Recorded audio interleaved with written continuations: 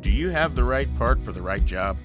With the White-Rodgers 50E47U-843 Universal Hot Surface Ignition Module, you can replace over 325 part numbers.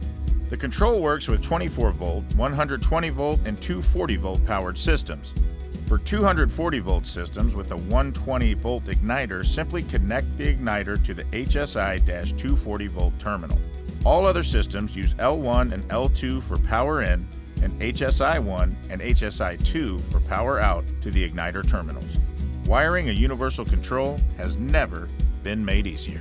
With the ability to control an inducer motor, this module also makes it easy for power in, power out to switch the inducer on. The pressure switch is monitored through a 24-volt circuit attached through the 11-pin wiring harness. Reduce truck rolls by stocking the 50E47U-843 for HSI module applications.